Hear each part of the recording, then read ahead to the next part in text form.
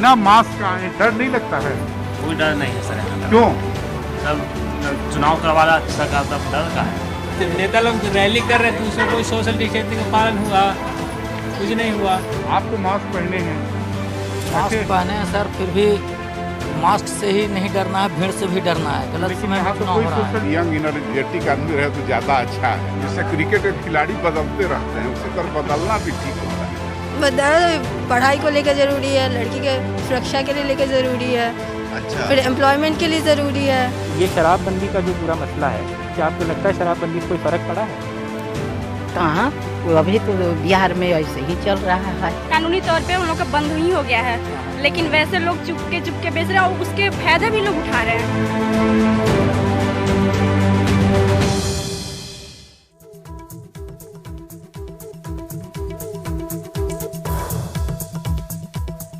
नमस्कार। बिहार में आज लोकतंत्र का पर्व मनाया जा रहा है। पहले चरण के लिए 71 सीटों के लिए वोटिंग हुई।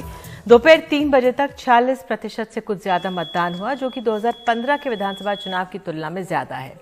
इस चरण के मतदान में कई दिग्गजों की किस्मत ईवीएम में दर्ज हो गई है, जो 10 नवंबर को आएगी।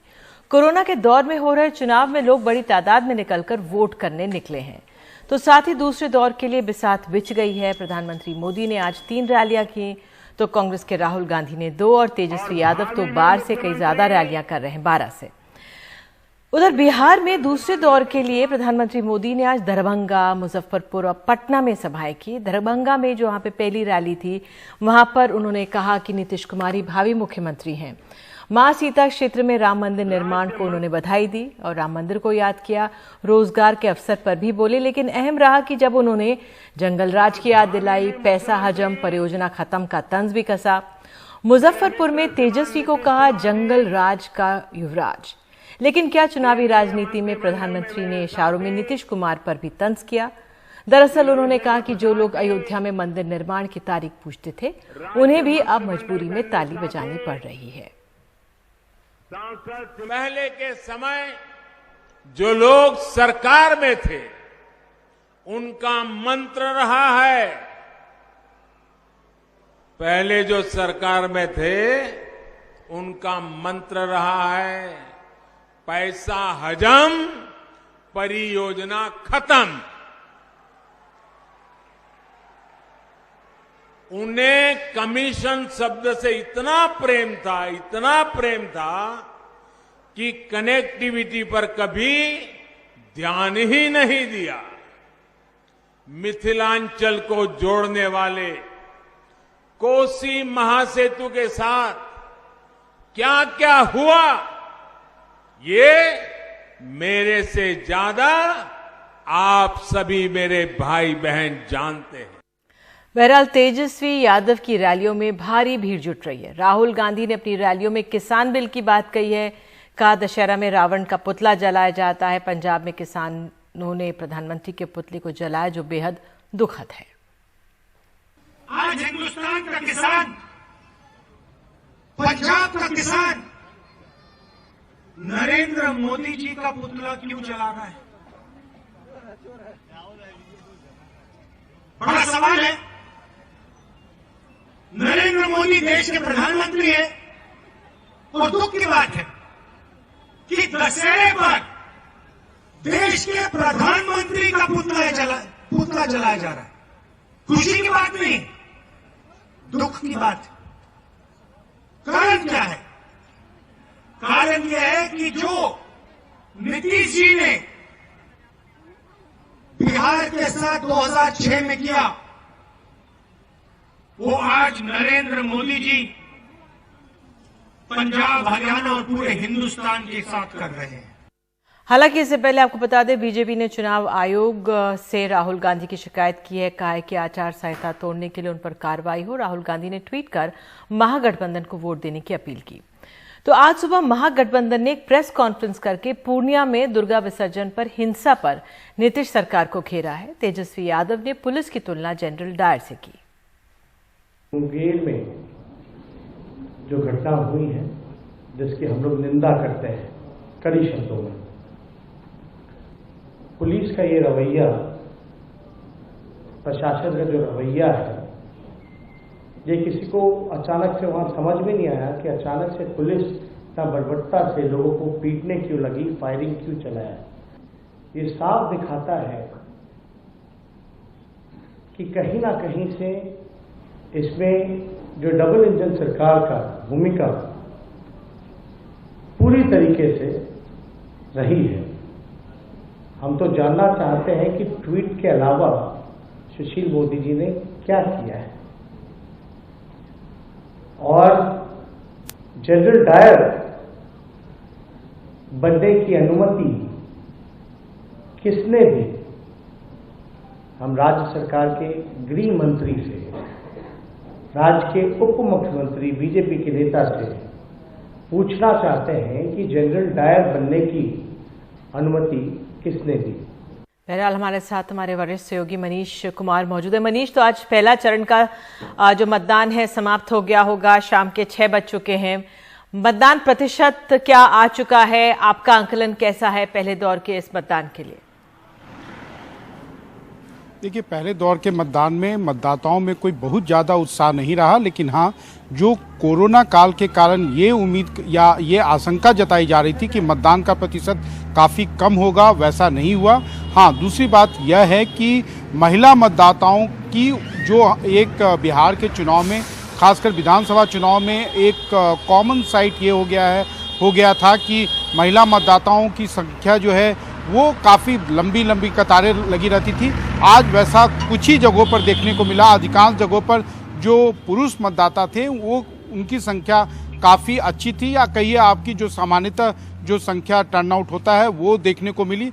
हाँ, एक बात यह है कि चुनाव आयोग ने जो बड़े बड़े दावे किए गए थे कि अगर आपके पास मास्क ना हो तो मास्क दिया जाएगा, लेकिन ग्लव्स और सैनिटाइजर के अलावा और टेम्परेचर लेने के थर्मल मशीन के अलावा और भी कुछ ज़्यादा पोलिंग पार्टीज़ को कुछ भी प्रोवाइड नहीं किया गया था। लेकिन हाँ, मतदान जैसा बिहार में एक तरह से नियम होता जा रहा है, एक तरह का सामान्य परंपरा होती जा रही है कि शांतिपूर्ण तरीके से आज का मतदान जो है 71 विधानसभा क्षेत्रों में गुजर गया। निधि, बिल्कुल मनीष, आपने कहा कि जिस तरह से जो महिलाओं का आपने जिक्र किया, बड़ी तादाद में पिछले बार तक वो कतारों में लगी रहती थी। मनीष, आपने भी बहुत लोगों से बात की, तमाम हमारे सहयोगी रवीश रंजन, आलोक पांडे ने, तो जो जमीनी मुद्दे हैं उनको लोग दोहरा रहे हैं इस बार। पिछली बारी जिस तरह से नीतीश कुमार की शराबबंदी वाली नीति थी या तमाम उनकी परियोजनाएं थी, इस बार क्या लोग निकलकर कह रहे थे? देखिए, निश्चित रूप से इस बार जो एनडीए के भी जो वोटर हैं उनमें नीतीश कुमार को लेके बहुत ज़्यादा उत्साह नहीं है। हम भी अभी फिलहाल धनरुआ में हैं, ये मसौड़ी विधानसभा क्षेत्र में आता है। अधिकांश एनडीए मतदाता जो ऊंची जाति के लोग हैं उनका ये कहना है कि अब बीजेपी का भी मुख्यमंत्री को एक मौका मिलना चाहिए, और लगा कि अधिकांश सीटों पर जहां पर जनता दल यूनाइटेड के उम्मीदवार हैं, इसी नाराजगी और इसी जो बीजेपी के जो खासकर कट्टर समर्थक हैं उनकी ये जो महत्वाकांक्षा आकांक्षा है, उसका परिणाम जो है देखने को मिल रहा था कि जेडीयू के पक्ष में बीजेपी के लोग बहुत ज़्यादा उत्साहित नहीं नजर आ रहे थे। और जो सबसे बड़ी बात यह है कि लोजपा के जो उम्मीदवार थे उनको भी अच्छी खासी संख्या में वोट मिल रही थी, और हर विधानसभा में जहां भी उनके प्रत्याशी जनता दल यूनाइटेड के खिलाफ थे वो एनडीए का ही वोट ले रहे थे। ऐसी कोई बात देखने को नहीं मिल रही थी कि आरजेडी का वोटर जो है वो लोजपा के उम्मीदवारों को दे रहा है। तो जैसा कि मैंने आपको पहले भी कहा कि इन सीटों पर जो जीत और हार का जो फैसला, जो मार्जिन होगा, वो लोजपा के उम्मीदवारों को कितना वोट मिला है इसके ऊपर तय होगा। बिल्कुल मनीष, जिस तरह से आप लोजपा के उम्मीदवारों का जिक्र कर रहे हैं बार बार, ये एक ऐसा फैक्टर है जिसने पहले एक भ्रम पैदा किया, कंफ्यूजन पैदा किया कार्यकर्ताओं में, बीजेपी के कार्यकर्ताओं में, कि जेडीयू के कार्यकर्ताओं के प्रचार करें या लोजपा के। लेकिन जो लोग वोट करने आ रहे थे, क्या उनमें भी कोई कंफ्यूजन था? देखिए, उनमें कंफ्यूजन से ज़्यादा कोई उत्साह देखने को नहीं मिला था। हमने 2010, 2005 के नवंबर, 2015 के चुनाव देखे हैं। 2015 में निश्चित रूप से महागठबंधन के जो प्रत्याशी महागठबंधन में आरजेडी थी, लेकिन उस समय भी जो एक तरह का समन्वय था, एक दूसरे के उम्मीदवारों के प्रति उत्साह था, कहीं भी सॉबटाज नहीं था। लेकिन इस बार जो एक सबसे बड़ी चीज दिखी वो है भीतरघात, और शायद इस भीतरघात का खामियाजा एनडीए के उम्मीदवारों को आप जब परिणाम देखेंगी तो शायद आपको इस बात के सबूत मिलेंगे कि ये भीतरघात ही था जिसका भुक्तभोगी उन्हें होना पड़ा। निधि। मनीष, बहुत बहुत धन्यवाद तमाम स्थिति को समझाने के लिए। तो फिलहाल हम लोग आगे बढ़ते हैं, एक छोटा सा ब्रेक लेते हैं। ब्रेक के बाद आपको पंजाब ले चलेंगे, क्यों वहां पे जो किसान हैं लगातार पराली जला रहे हैं और ये मामले बढ़ रहे हैं।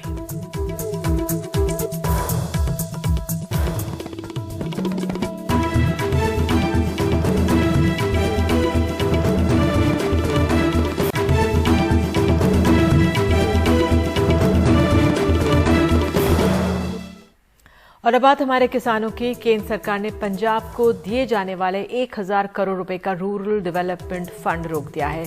पंजाब को हर साल धान की खरीद के लिए ये राशि दी जाती है। इसके अलावा गेहूं खरीदने के लिए भी केंद्र हर साल 750 करोड़ रुपए देता था। पंजाब ने केंद्र सरकार के इस कदम को संघीय ढांचे पर हमला बताया। गौरतलब है कि पंजाब ने हाल ही में बने कृषि कानून का राज्य में लागू नहीं करने का फैसला भी लिया।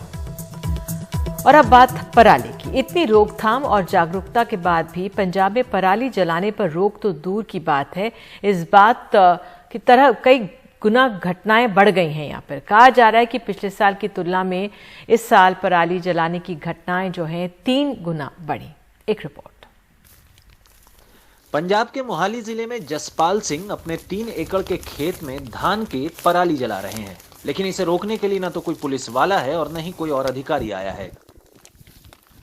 पंजाब सरकार के एक रिमोट सेंसिंग केंद्र में सैटेलाइट की तस्वीरों से खेतों में पराली जलाने की टोह रखी जानी थी। इसी तरह नासा उत्तर भारत के खेतों में लगी आग की तस्वीरें लेता है। ये तस्वीरें स्थानीय अधिकारियों को भेजी जाती हैं, लेकिन अधिकारियों ने हमें बताया कि आग की सही जगह की शिनाख्त और उस जमीन के असली मालिक की पहचान करने में 3 से 4 दिन लग जाते हैं और तब तक बहुत देर हो चुकी होती है। Punjab remote sensing centre thermal image लेते हैं वो, और उनको पता लगता है कि नीचे यहाँ पे हाई टेम्परेचर का कोई सीन है। ये 24 से 48 घंटे के बीच वो जो हमारा विलेज नोडल ऑफिसर है वहाँ जा रहा है।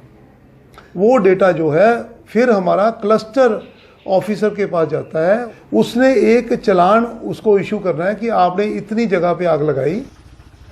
इस मौसम में सितंबर के आखिर से किसानों पर सिर्फ 7 FIR दर्ज की गई हैं, जबकि कुल पराली जलाने की घटनाएं 16,000 से ऊपर हैं। अक्टूबर के शुरू में संगरूर जिले के इस वीडियो में विरोध कर रहे किसानों के एक जत्थे ने एक अफसर का घेराव कर लिया जो खेत में लगी आग को बुझाने की कोशिश कर रहा था।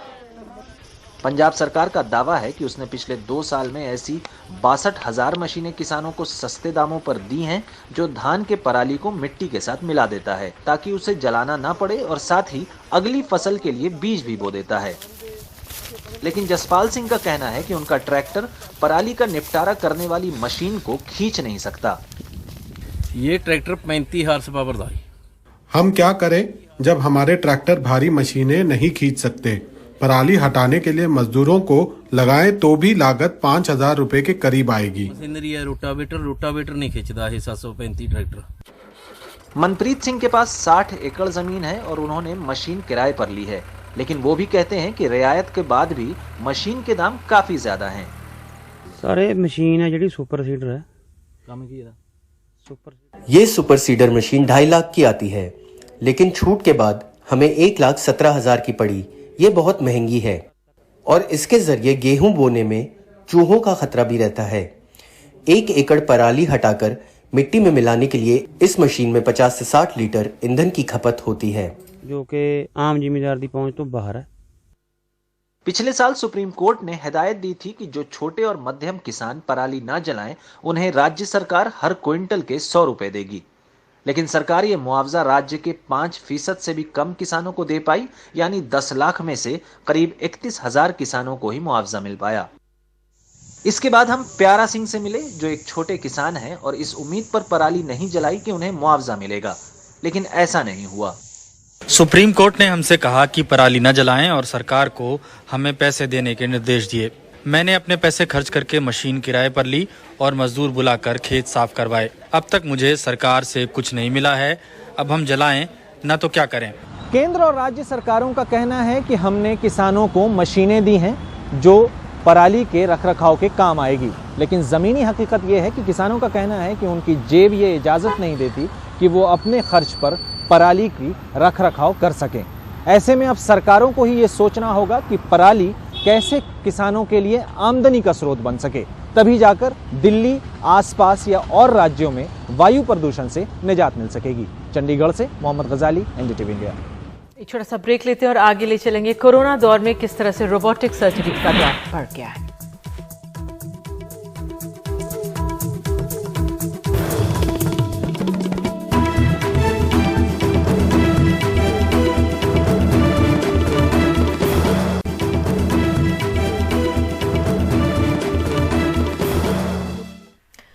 कोविड ने स्वास्थ्य के ढांचे, तौर तरीके सभी कुछ बदल दिया है। संक्रमण के खतरे को देखते हुए अब अस्पतालों में रोबो मशीन की मदद से बड़ी और मुश्किल सर्जरीज हो रही हैं। ये तकनीक कोविड के कुछ समय पहले ही आ गई थी, लेकिन इसका भरपूर इस्तेमाल अब होने लगा है, क्योंकि इस सर्जरी में डॉक्टर मरीज से 5 से 7 फीट दूर होते हैं और कम से कम स्टाफ और उपकरणों की जरूरत पड़ती है।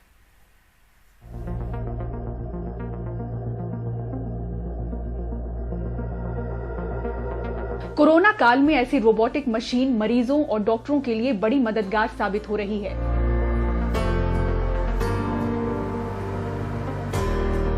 बिना मरीज को हाथ लगाए मुश्किल से मुश्किल सर्जरी ऐसी मशीन के जरिए हो रही है। ये लैप्रोस्कोपिक सर्जरी है जहां सर्जन के हाथ के बजाय रोबोटिक आर्म्स होती है जो ये लैप्रोस्कोपिक इंस्ट्रूमेंट्स को चलाते हैं। क्योंकि ये रोबोट के एक साथ 4 आर्म्स है जो काम कर रही है, इसलिए पेशेंट के पास कम लोगों की जरूरत रहती है, कम असिस्टेंट की जरूरत रहती है, ओटी में कम स्टाफ की जरूरत रहती है। रोबोटिक तकनीक कोविड से पहले भी भारत में मौजूद थी, लेकिन मरीजों की हिचकिचाहट की वजह से इसका इस्तेमाल कम हुआ। कोरोना के दौर में इसका उपयोग बढ़ा है। कम स्टाफ, कम उपकरण और डॉक्टर के बिना छुए ये सर्जरी हो रही है। ये कोई ऐसा इंडिपेंडेंट यंत्र नहीं है कि जो अपने आप सर्जरी करता है। इसमें मास्टर एंड स्लेव मॉडल रहता है कि जो सर्जन तय करता है वही सर्जरी रोबोटिक से होती है। ऐसा नहीं है कि रोबोटिक खुद अपने मन से करता है। जैसे आम सर्जरी में सर्जन रहता है, सर्जन का असिस्टेंट रहता है और 2 या 3 लोग का सर्जन पेशेंट के भवती में रहते हैं, लेकिन रोबोटिक सर्जरी में केवल सर्जन जो दूर बैठता है रोबोटिक के कंसोल पे बैठता है और रोबो और एक असिस्टेंट और एक सिस्टर, ऐसे तरीके से रोबोटिक सर्जरी की जा सकती है।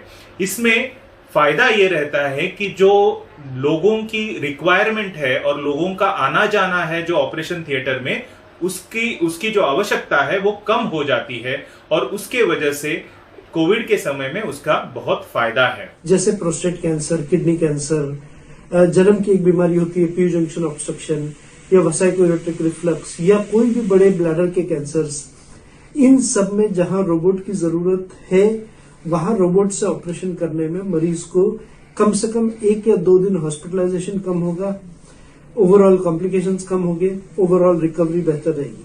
एक अंतर्राष्ट्रीय अनुसंधान संघ कोविड सर्च कोलैबोरेटिव ने अनुमान लगाया है कि भारत में कोविड के डर और लॉकडाउन की वजह से करीब 5,05,800 सर्जरीज रद्द हुई। अब बैकलॉग को कम करते हुए कई अस्पतालों में एक दिन में कई सर्जरीज हो रही हैं। बताया जा रहा है कि कई बड़े अस्पतालों में कुल ऑपरेशंस में से करीब 50% रोबोटिक सर्जरीज हैं। हालांकि इसका खर्च आम सर्जरी से करीब लाख रुपए ज्यादा होता है। रोबोटिक सर्जरी में ये एडवांटेज है कि सब लोग 5-6 फीट 7 फीट दूर काम करते हैं। सर्जन कंसोल में काम करता है, असिस्टेंट वीडियो देख के असिस्ट करता है, नर्स भी वीडियो देख के असिस्ट करता है, तो उधर से कोविड होने की चांस कम है, मरीज को भी इन्फेक्शन होने की चांस कम है। दूसरा जो एडवांटेज है क्योंकि की होल सर्जरी है, बहुत छोटा कट है, तो उसमें मरीज का रिकवरी जल्दी होता है, तो हॉस्पिटल का बेड की जरूरत नहीं है। 1-2 दिन में मरीज घर जाता है तो मरीज को हॉस्पिटल से इन्फेक्शन या कोविड होने की चांस कम है। तीसरा जो है ये कीहोल सर्जरी से और छोटा है, तो उसमें ब्लीडिंग नहीं होता है, तो खून की जरूरत नहीं पड़ता है। रोबोट की मदद से सर्जरी मरीजों को जरा असहज करती थी, लेकिन कोविड के दौर में इस तकनीक पर धीरे धीरे लोग भरोसा बढ़ा रहे हैं और संक्रमण से बचने के लिए जेब से कुछ ज्यादा खर्च करने में परहेज नहीं कर रहे। मुंबई से पूजा भारद्वाज की रिपोर्ट, एनडीटीवी इंडिया के लिए। और खबरों में आगे है, सोने के दाम भी बढ़े और बिक्री में कमी।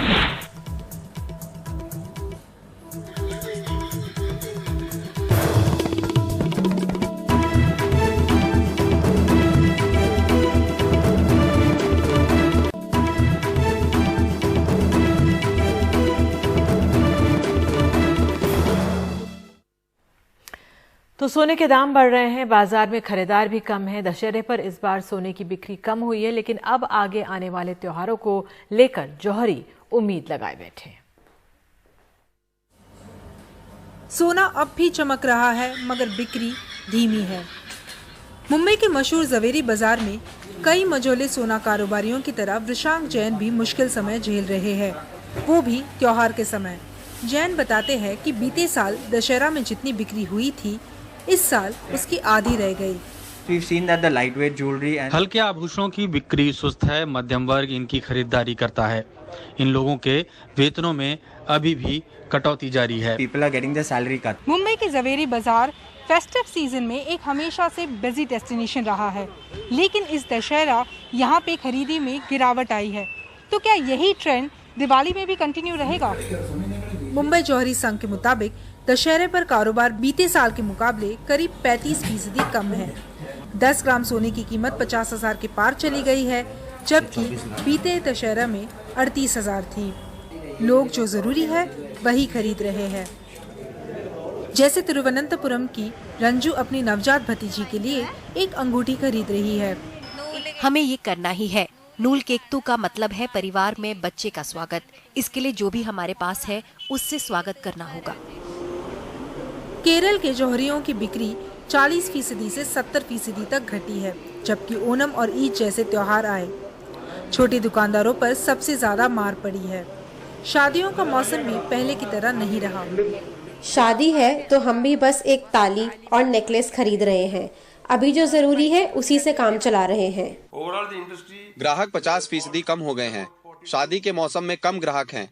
लोग अब कैश देना पसंद कर रहे हैं, सोना खरीदने की जगह।